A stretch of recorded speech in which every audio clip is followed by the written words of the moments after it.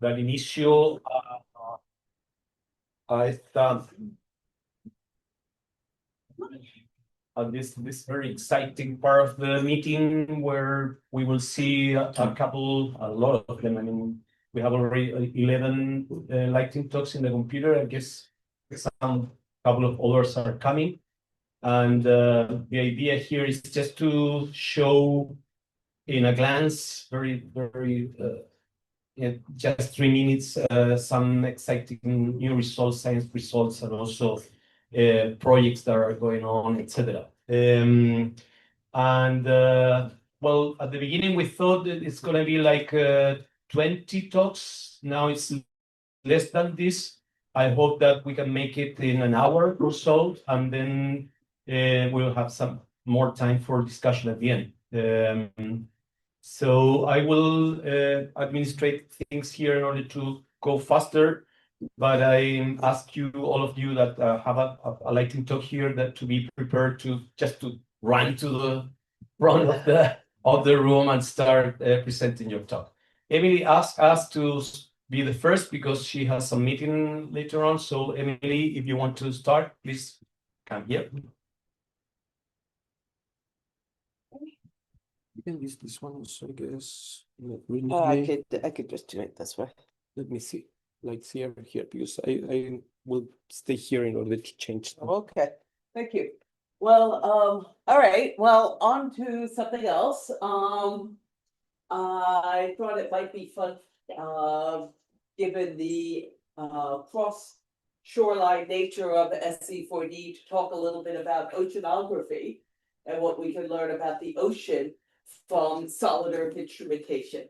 And so oceanic internal waves are waves inside the water column. So we're all used to surface waves, but they're also on interfaces between densities and salinities. There are waves internal to the water column, and they're thought to be quite important for oceanic mixing and momentum and heat transport. And they're really hard to study because, well, they're inside the water column. And however, if you displace a density interface, that creates a difference in pressure at the bottom of the water column. And then you can see that on an instrument at the bottom of the ocean. And so you actually can also see it, by the way, on island seismometers. And so I've been interested in this problem for a little while with a former student, Heather Kroom, and now a current student, Amanda Shamashal. And we are working with some Taiwanese collaborators who did an ocean bottom seismometer deployment. And there. And as is normal with an ocean bottom seismometer, they deployed an ocean bottom pressure sensor with the seismometer. And you can see these pretty things here, which are oceanic internal waves. And we know that based on satellite data where we can match things up. What Amanda did was measure the period of these waves with the time from trough to crest throughout the year of their seismometer deployment. They were measuring upper mantle structure. They weren't doing this at all, but you know, the data existed. And what you can see is this very pretty pattern, which is this kind of sinusoidal wave that seasonally the duration of these internal wave signals changes, which is not something anybody had ever seen before in oceanography. And then, as it turns out, if we look at a data assimilation model from oceanography, there's something called HICOM that they use, which it aggregates known physics and known data and you can kind of download density in the ocean anywhere in the planet. And it's pretty cool. I want one for solid earth. What we should find is that we actually do have a change in stratification. That is how quickly you move, you change density from the surface of the ocean, which correlates very nicely, or anti-correlates with our observed periods. And so that's cool because this stratification is primarily sensitive to the temperature structure of the ocean. And what that means is seafloor instrumentation can take the temperature of the ocean. And you can use it, and we have all this seafloor instrumentation out there. And we're gonna have more, right? We're gonna have more. And it's going to measure the surface temperature of the ocean, which is what is sensitive to climate change. So that's what I got to say. Interesting. Thank you. Let me see. Felipe Ugalde. ¿Está Felipe? ¿O al agua? Felipe. ¿Alguien lo conoce? Sí. Ya, entonces, Eduardo Morgado. Y después,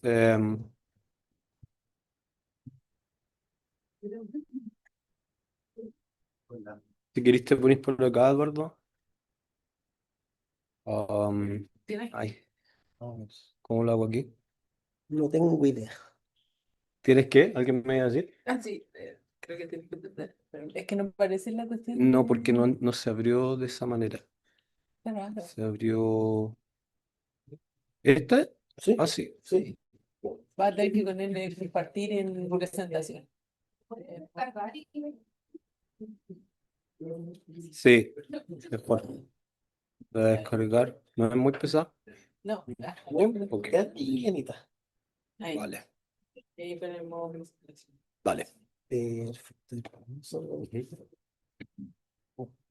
Ahí está, ¿no? Ah, sí, súper. Great, so welcome to this presentation. My name is Eduardo Morgado. Today I'm going to show you some results of my Sede Iniciación project. As you can read over there, it's called From Days to Decades. Using multi-phase diffusion chronometry in the Encuentro in southern Chile, with a group of collaborators from different places of the world. So this is the Encuentro Tefra, or Encuentro samples. The Encuentro event was an eruption around 11,000 years ago, and it was very explosive with a lot of material of more than 5 cubic kilometers. And we can find the products of that tephra, for example, 80 kilometers north from the crater. So as you can see over here, it's like mainly fault deposits in different places. As I said, far away from the crater. So studying those products, basically the mineralogy, the holochemistry, we could find in this, as you can see over here, like two clusters indicating two different reservoirs to be low beneath the longitudinal crater. As you can see over here, this is the for clinopyroxene barometry. This is for amphibial barometry, and this dashed line is representing the BT events. You know the seismic sources beneath that volcano. So basically, what we can say is this upper reservoir is coincident with the BT events. And also, we perform some compositional profiles in titanomagnetite, ilmenite, and orthopyroxene. And as you can see over here, the timescales we found are in terms of days for iron titanium oxide for titanomagnetite, and in terms of decades, in this case, 99 years for orthopyroxene. Here we have a resume, a summary. As you can see over here, these are the timescales related to titanomagnetite, recording a heating before the eruption. And this heating was around maximum 1 month before the eruption, but also there was another heating or different heating events recorded in terms of decades or even 100 years. So you can see over here in the dashed lines, we have the normal zoning, and in solid line, we have the reverse zoning. Basically, what it's showing here is like there was some pulse from the lower reservoir going to the upper reservoir in the terms of decades, but not triggering a significant eruption. And finally, the titanomagnetite, the oxides could record that final heating event that is related, or basically we are relating it to the eruption triggering, as you can see over here. And the Netsumi event basically created the caldera as that we know now as the Mocho caldera with around 10 kilometers diameter. Well, that's all.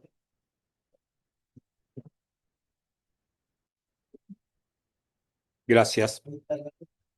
Ahí está Felipe, ya, vale. Entonces vamos a ir contigo, Felipe.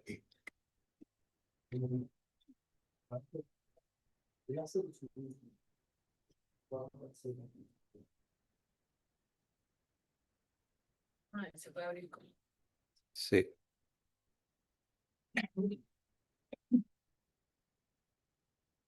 Si pueden ponerse acá para poder escuchar el micrófono, porque si no. Dale. It does. Well, all right. Good afternoon, everyone. I will excuse myself because I wasn't aware that the talk should be written in English, but well, I'm going to talk about it the way in English. My name is Felipe Ugalde. I'm a Chilean geologist, and currently I'm doing my PhD at the Geology Department at the University of Chile, focusing on glacier hazards. Maybe a lot of you saw what happened on May 28th in Switzerland this year when a whole part of a mountain collapsed with a glacier, so a rock and ice avalanche, which completely wiped out the village of Blatten that was like 500 years old. So it's really a key issue on the cryospheric science to address, which is the relationship between glaciers, destabilization during retrieval, and the ongoing hazards associated to that phenomenon. So in my case, all right, thank you very much. I'm focusing mostly on ice avalanche, which could be interpreted as a subaerial calving phenomena when from a mass balance transfer from the head of the glacier to the front, when you don't have any sustain from the glacier front, it just falls away. So it has different scales. Here's an example dated from 1992, if I'm correct, from a currently quite large hanging glacier in the Maipo Valley, specifically in the Olivares Basin catchment. Sorry, there. And also a glacial lake outward floods, either from ice damped lakes or moraine damped lakes. But what the thing that I'm trying to address is this trajectory from a glacier can just vanish and leaving no trace at all in terms of hazards, or it could take a trajectory on which it becomes unstable and thus dangerous or hazardous. And for that, in the classical approach in the geological science or in the engineering geology, first you do a glacier hazards inventory or a mass movement inventory, and then the next step would be susceptibility, which I already performed during my master thesis, and now the plan is to expand this assessment through the Central Andes and then to the Southern Andes, all the way from Palena region to the Hudson volcano, which is the southern glaciological zone here in Chile. And then it would be the hazard assessment, and we are now doing some pilot analysis here in the volcano, in the volcano catchment in the Maipo Valley. Thank you very much.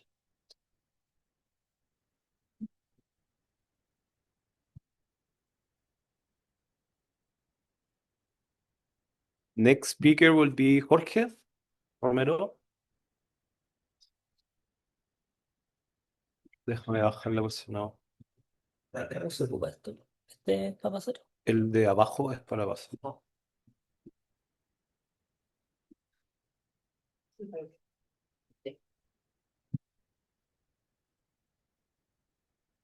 Cuando quieras.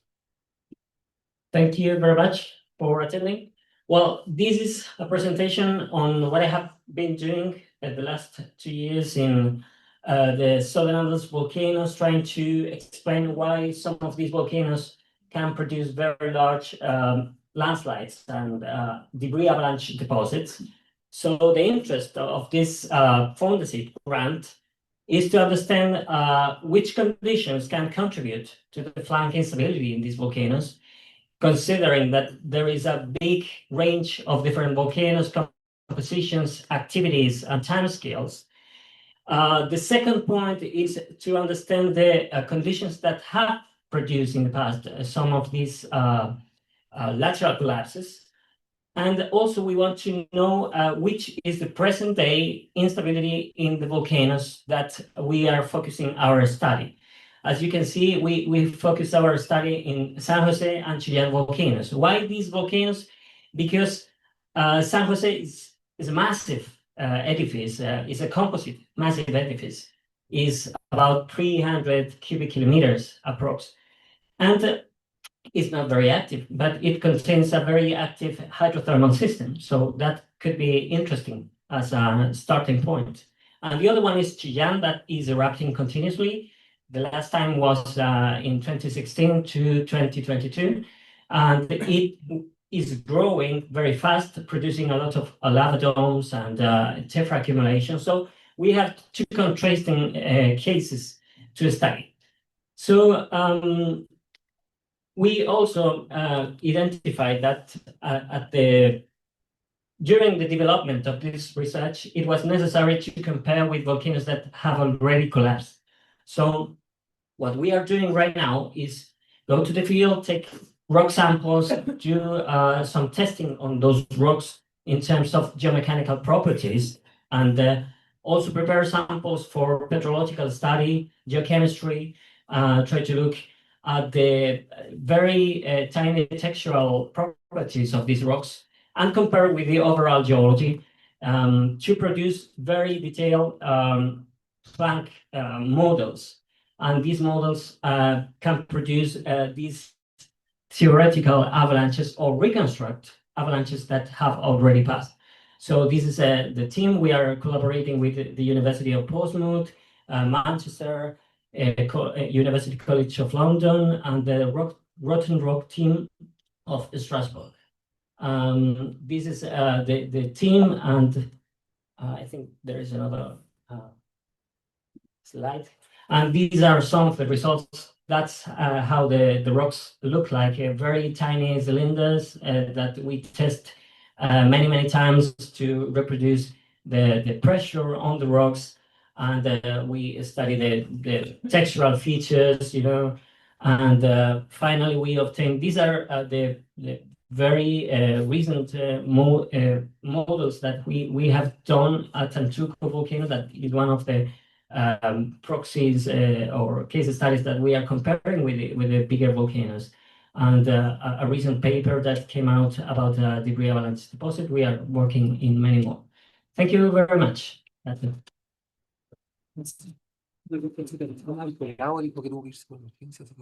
Ya, ya, vale. Ok. Ajá. So, yeah, let's go with Philippe. And then Felipe afterwards, yeah. And then Felipe. Sure, Yeah. that works. Mm-hmm. Hi everyone. Yeah, my name is Philip Ruprecht. I'm from the University of Nevada, Reno, and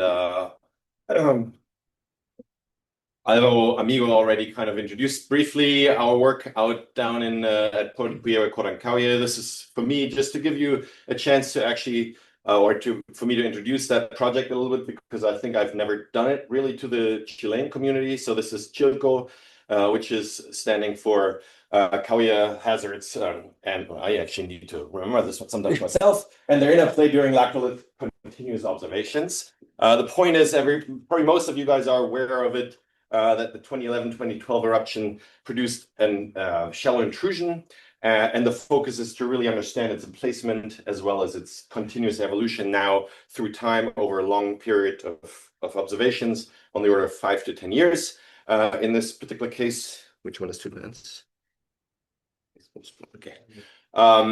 So if you haven't been in the area, this is the laccolith that is right where the vent area from the 2011 eruption is. In the lower right, you see from the Castro paper from 2016 that shows the kind of evolution or the kind of surface changes in this area.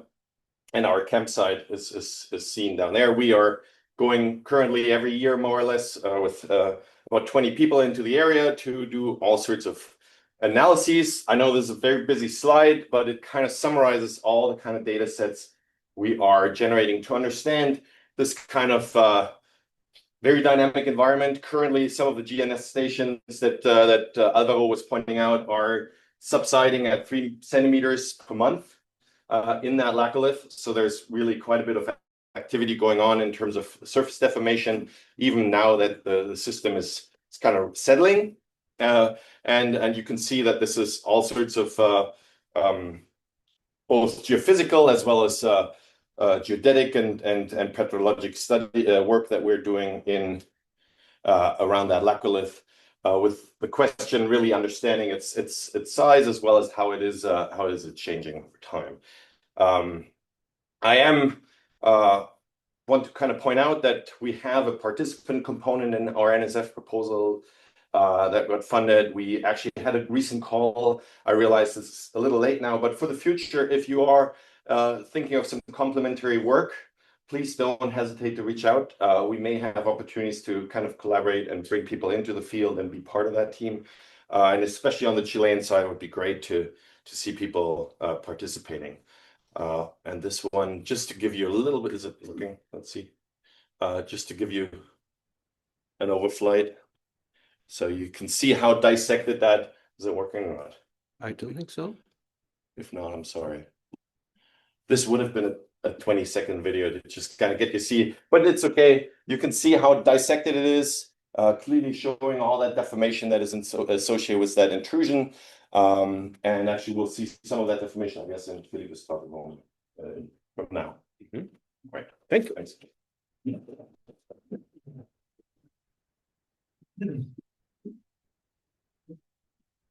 No, a la izquierda. Da. Ahí presentación. Thank you, Andres. Thanks, Philippe, for the introduction. Okay. Con ese va para adelante. Gracias. ¿Y el láser? El de arriba. Okay, thank you. So, well, Philippe already gave the introduction of the big scheme of things that we're doing up at Cordón Cauye. And so what you see in this picture here is one of those deformation features that we see atop the dome that was formed during the shallow intrusion of the Cordón Cauye eruption. So here are the tephra layers, that were produced during the explosive phase of the eruption. And then down here, even you see big blocks from the beginning, the Plinian phase, which are being up thrusting atop the same tephra layer. So those are syneruptive faults. So basically, and then also as I want to show you in a few slides, the deformation here is being accrued differently as you move up in the stratigraphic sequence. So those act like growth strata. So this is a thrust fault, basically creating a fold propagation fault atop, but then there is less deformation as you move up in the syneruptive sequence of tephra deposits.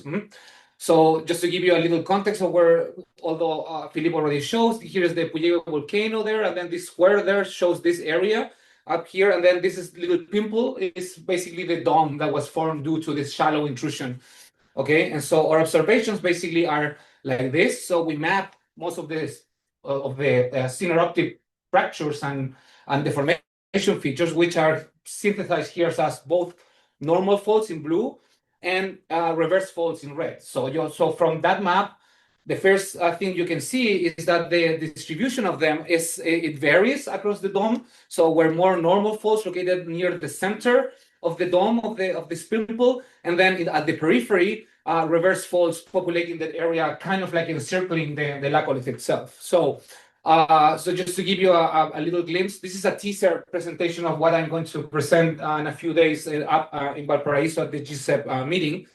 But then just to give you a sense of how they look, so this is a view looking north as the arrow is here of one of the thrust faults located at the periphery, similar to the picture at the beginning of the presentation. And here you see the map layers, and then clearly show that the ones at the very bottom are offset and more folded than the ones that develop like more open folds as you move atop the the sequence. And so here, well, the star is right there. So this is a view in the direction of that eye looking at the dome that was formed by the shallow intrusion. So the current understanding of this deformation there is that this was done by a shallow intrusion, sorry for the repetition, kind of like a laccolith shape.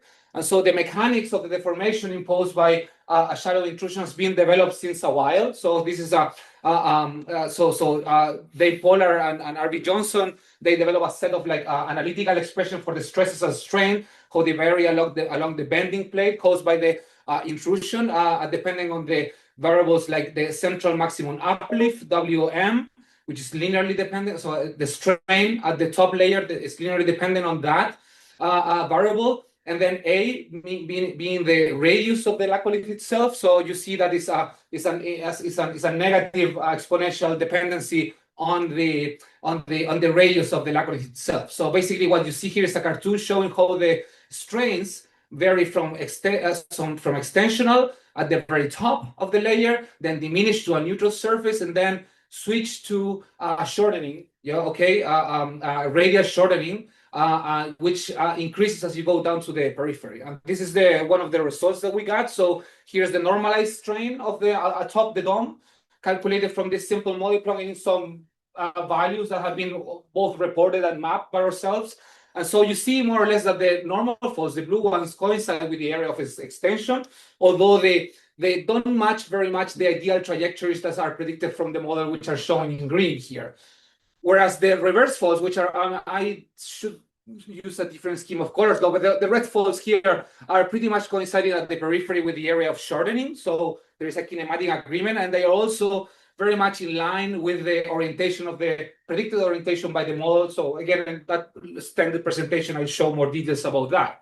But then, so this is again the example I showed you in that picture. So it's located right there. So where the model is predicting most shortening at the base, at the periphery, is very much oriented in the orientation that the model is predicting as well. But then this observation of like, as you move up in the stratigraphic sequence in time, in this days to month scale, you see less deformation of the top layers. So there are many explanations for that, of course, but then we are in this Occam's razor scheme interrogating the model that we use, assuming that those reverse folds are responding in a similar fashion to what's predicted by the model. And so analyzing what are the possibilities of how you can decrease the strains at this area where that fold is located. So we fix X, which is the location along this radial location from the center. So we fix Z, which is where and the plane we're estimating the strains.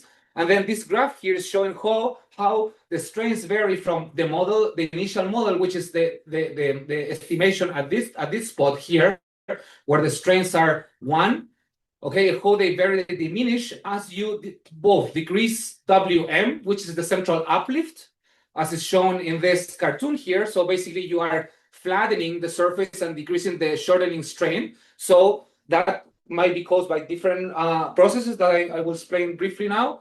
And then this one down here is showing what is the effect of increasing the lateral spreading of the laccolith, fixing the central uplift. So it creates the same effect of straightening the flank and then shifting the maximum shortening to this new periphery area. So effectively diminishing the shortening at the spot where this fold is located. And you see that this is a more linear dependency on WM. So it's a less effective mechanism to diminish the strain. Whereas if you increase laterally, just for example, this goes from 0 to 1, this is like 20% of decreasing. So you get almost half of this original strain just by increasing, in this case, 200 meters, which is almost nothing compared to the size of the laccolith. So as been observed, a little kind of, yeah. So there's a prediction from Francisco's paper, like about 40 meters due to the deflation, which will kind of fit into this end member scenario. So that will get you into like 75% of less strain at that area. And then there are some predictions of the laccolith being like, this calculation is for a laccolith of 1 kilometer, more or less, in A. So there are some observations that they claim might be 1.5 kilometers or 2, which will put you in these 2 stars, and it will bring down the strains almost to 0. So stay tuned for the presentation in Valparaiso for people that are going there, and thank you for your attention.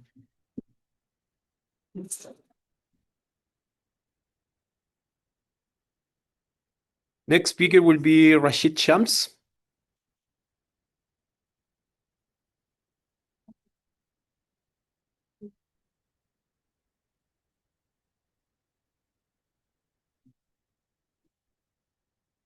Change with this one, or what's the point?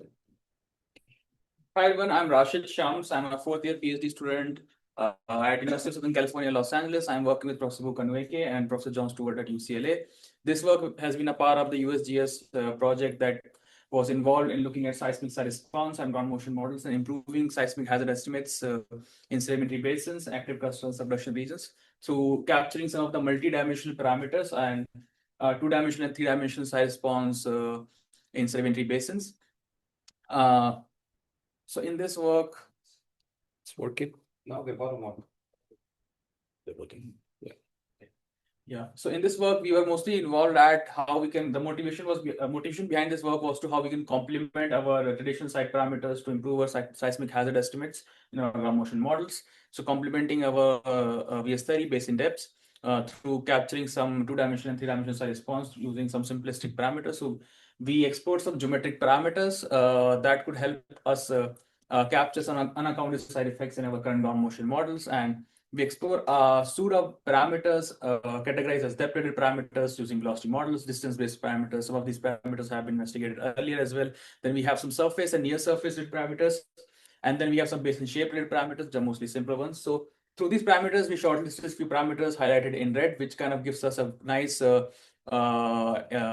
representation of the multi-dimensional perspective, more talking about basin effects and deep sedimentary basin effects and capturing multi-dimensional site response, such as standard deviation of ZCV, where we're looking at the heterogeneity of the crystal basement surface. Then we have the zonal heterogeneity index, where we average the heterogeneal horizontal variability and vertical variability, capturing more multi-dimensional and deep sedimentary basin effects, in line to capture more two-dimensional and three-dimensional deep sedimentary basin effects. And these parameters were aimed at complementing our traditional site parameters. So where our framework was The other one. No, oh, sorry. Yeah, our framework was mostly involving initially starting with the ground motion analysis using NGAVS3 database, and then we started with modeling some of these shortlisted parameters, where we incorporate these parameters into a site response model in the ground motion model, and then checking the model performance. So we found that some of these parameters that I have listed down here, the highlight parameters, do a good job in capturing some of this multi-dimensional site response, and then improve our model performance as well. And a more detailed discussion about this work can be found in the report that has been published online on the Risk Institute website, and the QR code goes to the report, and the database is also available. We are currently looking to expand this framework to some of the Southern American as well as European sedimentary basins, hoping to improve the framework. Thank you.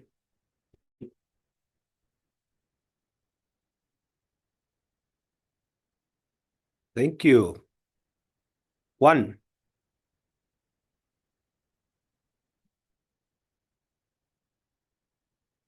Al tiro. Good afternoon.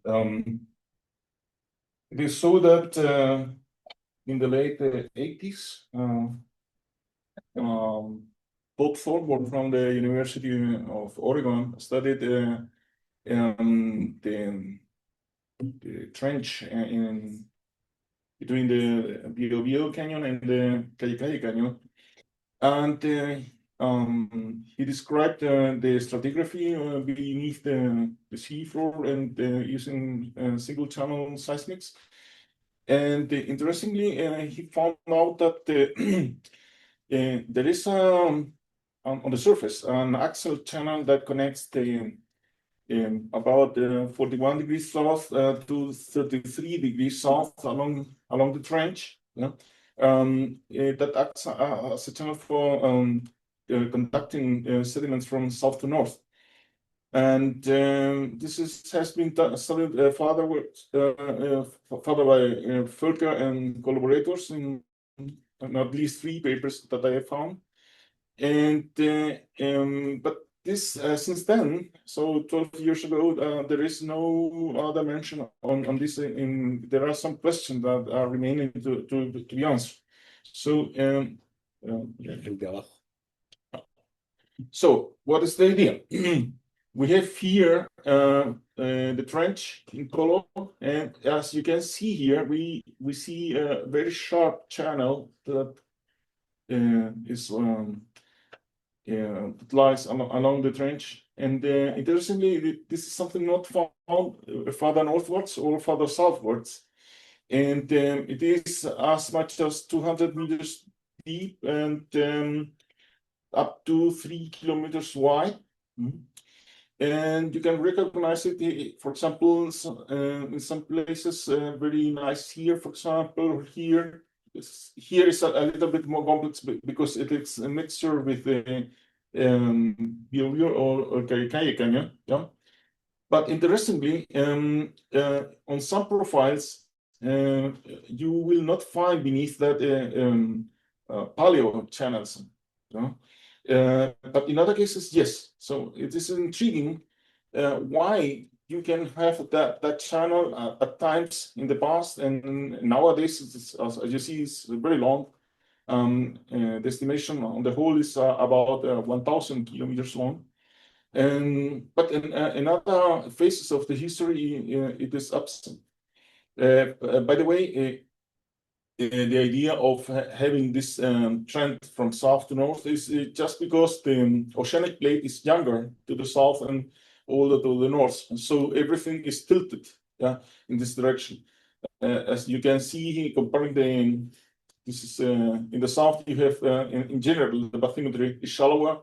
And if you go northwards, it is deeper. So I am not a sedimentologist anymore. I'm a marine geophysicist, but it is interesting that someone could continue and deciphering what is going on here. Why you can have this very nice channel at present, and why it is absent in the past. So I don't have no idea. It is more a question than giving answers to this. Because typically, by the way, those are mostly, by far, 99% attributed to layers that you expect to go along those submarine canyons from the shallow to deeper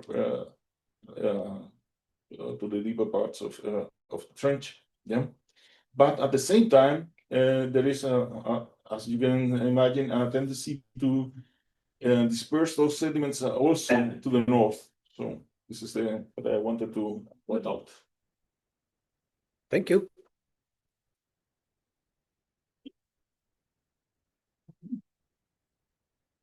Next speaker is Juan González.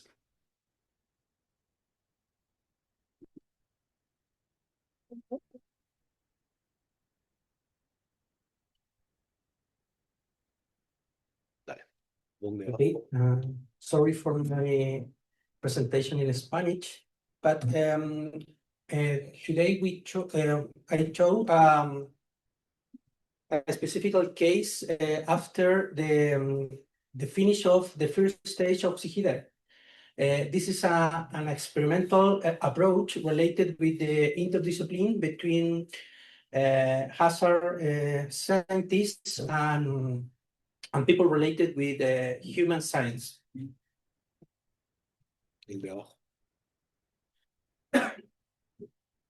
No. Okay. Our study area is Mejillones in the northern part of Chile. This city is located in a very active seismic gap, with the last earthquake is in 1877. And this earthquake generate a big tsunami and many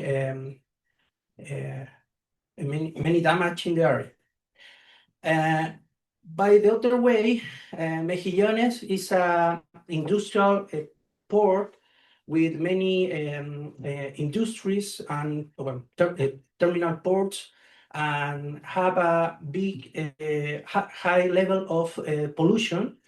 And with this combination, we try to analyze the exposition of cascading hazard and multiple risks like earthquake, tsunamis, and pollution. But our approach is try to include scientific information and community perception about the risk. Okay. Well, this we try to show some specific projects in this to this work. The first is assessment of economic damage related with tsunami under multiple tsunami scenarios. We use, for example, try to use a stochastic approach to this. For example, this is a night earthquake near Mejillones, and try to obtain the cost, the economic cost of the damage in the city. Well, every house is evaluated between the taxes service in Chile, and we can obtain the different values related with the tsunami damage. The second project inside is the work related with the tsunami evacuation signals.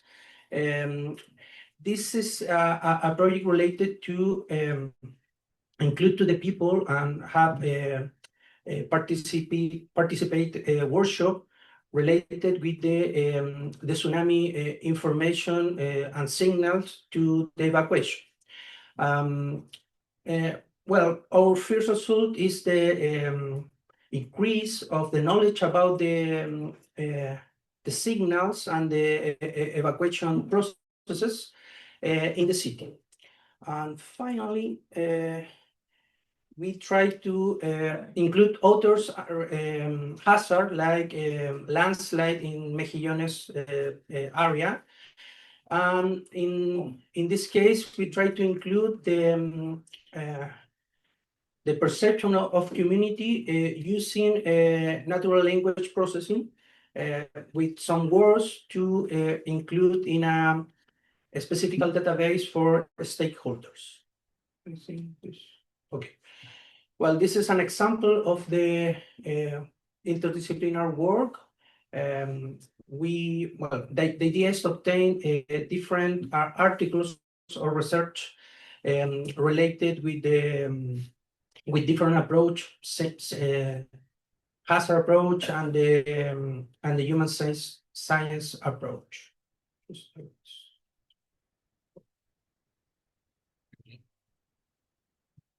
Ahí terminó. Yeah. Okay. Thank you very much.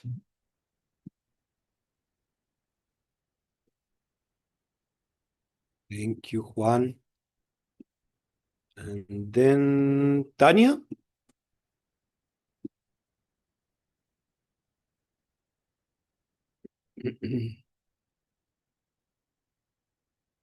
Okay, I'm going to be talking about a few things that I've been working lately about. I try to summarize it. The two topics I'm going to talk about as new sources of sediment. So the implementation plan of ST4D has this question: how do events within Earth's atmosphere, hydrosphere, and solid Earth generate and transport sediment across landscape and seascapes? And after that, I wonder what is happening in central Chile about this topic as climate changes and glaciers retreat. That's an issue we have here in the basins in central Chile. How does anthropogenic activity affect sediment cascades? And we think about, when I talk about sediment cascades, I'm thinking about processes of sediment generation. Don't worry, though. Sediment generation. What's the line? El de arriba. In the upper part of the basins, by landslides of glacier erosion, eventually sediment gets into the fluvial network and moves all the way down to the ocean ultimately. How these processes are changing, whether are changing or not because of climate change, that's a question I ask myself continuously. So first thing I've been working over the last year with some students is the role of glacier retreat in the upper part of the Maipo Basin in producing new sources of sediment. And what we've been doing with my students, actually they've been doing this, is to create landform maps using machine learning, and we are training images to produce like automatic or semi-automatic landform maps over time to see whether we are changing the landscape in some ways besides the glaciers retreating. And so here I'm showing just an example of one of the glaciers in the basin, in how the glacier has retreated and the sediment that is left behind. And that sediment is prone to move whenever there's enough water to move that material. So we've worked on two smaller basins, the La Loma Larga and the nearest Negra glaciers. And we've created 3 maps for 1991, 2006, and 2023 landform maps using this machine learning technique. And here I'm showing 2 maps highlighting the places where the landscape has changed. And please look at the pink and orange and green colors. So the glaciers are changing because they are being covered by debris. We know that. The glaciologists already know that. But what happens in front of the glaciers is the next question. And we are seeing the creation of new moraines, or the thinning of the glaciers are exposing new sediment that is available to move afterwards. So that's a potential new source of sediment that we are looking at. We are preparing this work to be published very soon, hopefully. And when it rains, when we have these meteorological events, these precipitation events, and it has been already said in the morning that this is the #1 cause of disasters in Chile, we end up with images like these ones, floods in the basins. So here we see the rivers with a lot of water and a lot of sediment. That sediment comes mostly from landslides, but it will also come from this very upper part of the basins because of the glacial retreat. That's something that we need to look at more. But also we end up with images like this, with trash and with plastic. And that takes me to the next topic that I just started thinking about as plastic as sediments. Whether we can start looking at how this material that eats in these basins, especially the basins that host large cities and industries, there's a lot of trash going on, and this material, it moves around. It behaves differently than natural sediment because it has different shapes and materials, densities. So that's something that I like to start looking at more in detail, what happens. And this is not new. It has been done before because it has been seen that it increases flood hazard. And this is an example from Bangladesh. What they've done here is to look at the this is the map here is the 10-year return period for flood events, and they combine that with plastic waste, and they've created these maps for 10-year return period plastic remobilization potential as well. So that's something that we could start looking at here in Chile. I don't know exactly how, but that's an idea that I just have. Okay, thank you. That's it. Thank you very much.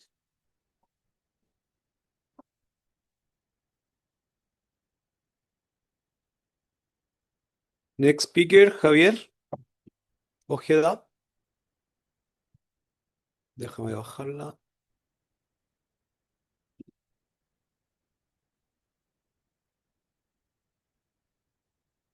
Hi. So hello everyone. Well, this is a really catchy title, but I'm not really forecasting. Probably what I will show you is an attempt to forecast in the future. Basically, this is another topic. It's basically applying seismology and trying to assess the storm ground motion for the next big earthquake. So this is a really nice picture. I think Jorge showed that before, and probably every Chilean here knows that picture. It's in the city of Concepción. And this is the record that basically, this is the strong motion that basically was recorded after the 2010 Maule earthquake. But this is not the record, this is a simulation. And that simulation that had a long duration and have a larger amplitude, even of about 1G, can be assessed with a simple model that we are developing in the frame of the ESER project. So the next one. El de abajo, el de abajito, yo creo que. Super. So a lot of people trying to assess the strong motion simulations in different ways. Some of them are more expensive computationally, and some of them are really easy to implement, and we keep that using empirical models. So we use a large database of strong motion records from mostly from the CSN catalogs, but also from the work published before from Nicolás Bastidas and Gonzalo Montalva in past works. And we assess, we develop some empirical models to assess the amplitude spectra, the effective amplitude spectrum of the strong ground motion data, but also the Fourier phase spectrum. Considering the amplitude and considering the phase, we basically have a wave. So we can obtain or retrieve this strong motion of this contribution of a strong ground motion. This is not only based on assumptions of the physics of the problem, is assessed using the seismic moment, for instance, or the magnitude of each subfault, distance, and site-specific conditions that come from geotechnical engineering, like PS30 and F0. So we use that to implement these models for a range magnitude of between 4 and 7, and we try to implement that to assess the amplitude or the strong motion data, considering not only the amplitude but also the duration for large earthquakes. So basically, we use the contribution of each subfault of an earthquake, and every subfault will contribute at the end to a piece of the strong ground motion record. We sum all the subfaults, and we obtain the synthetic megathrust earthquake. So this is the simulation from an event of from one record of the Maule earthquake. We did that for the Iquique earthquake, 2014, 2015 Illapel earthquake, and then again the Maule earthquake. And this is basically our resolutions in terms of frequency in the frequency domain, which is what we model. Basically, we obtain a different range of how good is the performance of our model against the observations. And if it's 0 or around 0, this is a good performance. So we obtain that using the slip contours, basically the finite fault models for the 3 different earthquakes. But also we ask ourselves, what happens if we use the interseismic coupling to assess the same? And basically we got the interseismic coupling. This is the coupling model from Metua 2016. And Juan Carlos is not here, but probably if they publish with Marco Moreno's the new interseismic coupling model, we can assess that for the future, especially for the region of interest. And we will obtain, or we obtain already, using the interseismic coupling model, pretty similar results. And this is only the performance using in the frequency domain. But what happens if we look at the time series, which is the first picture that I showed? These are 2 examples, Maule and Illapel. The observations are the top of them in 3 different stations. The simulation using the coseismic slip is in green. The simulation using the synthetic, the coupling model is in red, and we can see a really good performance. So we are really interested in continuing. We have a lot of interest in continuing this study, and also to understand a little bit more about how will be the strong ground motion in this portion of the megathrust. Thank you. Great. And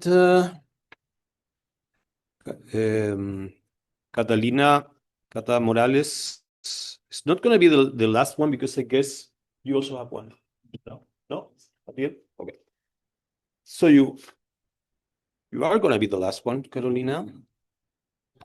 The last one. Yeah, you're going to be the last one. So, el broche de oro, que le llaman. Yeah, okay, so I'm going to take 1 hour now that I have time. No, it's just a little joke. Actually, I'll just be really fast. I'm not going to speak about my work, but more for my student work, the tinta you see there. And this is the tinta we have in the geophysical, seismological setting place in the University of Concepción. And there's some people here in this picture, but we lost some of them that they weren't in that day. So Florence is also working with us, Fabio that is also working with us actually, and Nicolas Hernandez with whom we are collaborating also. I try to set all the different researches that the students are doing in just one big topic, that is quantify the link between the precursors and main shocks. And that is some work that they are doing a little bit. So one of the interesting topics that we are working is the p-value variation as an indicator of precursor events. For that, we are doing different approach. The first approach that we are looking at is the approach of like look for different p-value variations using different methodologies from B positive, B more positive, ACI, and a lot of more. And see how is the variation of the p-value in time with different time windows. And we want to include variation information there, transdimensional variation information there that you can see in the last figure here. And the other part that we are working on is in checking like what is the p-value variation, especially before the Iquique earthquake between the precursor events and the Iquique earthquake to see there is some correlation. You can see this virtual works in the GSEV and FSEV. And the students are going to present in this 3 minutes fast talk. And if you have any question, just go there. They will answer, I hope so. If not, you can come to me and I can speak with them also. And these are just preliminary results. We want to improve this for future publications. And we are also like, in this part, it's my job to include the transdimensional version of these two approach. And that means that we will look like that also, especially and in time variation of the p-value. And the other approach that we are looking for determine the interaction between precursors and main earthquakes is the understanding the seismic cycle in areas with a slow sleep earthquake. This is a work that another group of students are doing. They are working in checking like the GNSS movements before the Nicoya earthquake in 2012 in Costa Rica. It's a place that is really characteristic because after the earthquake, we observe a lot of slow sleep events. So I insist, this is just like at the beginning of the work. So the students are like just in the beginning part, you know, looking for the pre-seismic, co-seismic, after sleep models to check if we see some correlation between the GNSS movements and this slow sleep earthquake reported already. And if we see some like contribution of how is the post-seismic relaxation is going to work. And also we are evaluating this for another point of view with the Coloma stress changes. And in particular, our student is looking in the 1960 Concepción and Valdivia earthquake in the southern Chile. She's using different models about the precursor events. That is, if you don't know, like 33 hours before the big, large Valdivia earthquake in 1960 was event in Concepción. So we are looking for see like obviously we know that it's a precursor event of the Valdivia earthquake, but we want to quantify this. We want to know if we consider like a normal sleep, if we consider like a model or different kind of model, we will see the same perturbation in the area of the rupture of the Valdivia earthquake. And this is all ongoing works that we are working with our team. It's all the students that I show in the first slide, plus some collaborations between Andres, also like Juan, that is important, and everyone who wants to join us is welcome. So thank you.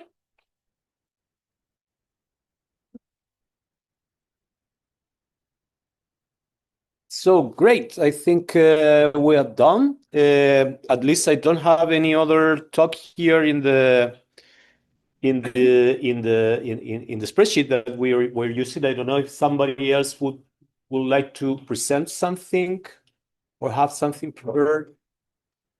If that's not the case, I think that's great because it's already 4 o'clock. So we are kind of staying in our plan, and the next activity that we have planned, well, perhaps first of all, big applause for everybody that accepted in the session. I should also take the opportunity to acknowledge the organizing committee of this meeting. And there are 3 persons here that are very important. Tania Villaseñor at the back. Laura Bono. Laura? Here you are. Very in the background here, Andrea Navarro, that has been working a lot in the streaming of the session. We had some people actually online. I think there was at the most like 10 people or 12 people, so that's also good. Well, the plan now is to have some beers actually. Looking at the posters, so we have the poster session. The first plan was to have this session between 4:30, I guess, and 5:15, something like this. So we're half an hour ahead of that, and that's good. So we can take some more time, perhaps 45 minutes to see the posters and to discuss and to have also the discussion and question regarding the talks that we already see. Already saw a lot of questions. At least I have some questions to some of you. And then we will reconvene here to have our final discussion. The main idea for this discussion is really to come together to some particular activities or initiatives that we can implement in the future in order to make our network stronger and the collaboration that we have in between us here in Chile and with our colleagues, not only Americans, but other research groups in the world also stronger. So let's think about that a little bit and then come again here to discuss about that. So please go to the back to the room.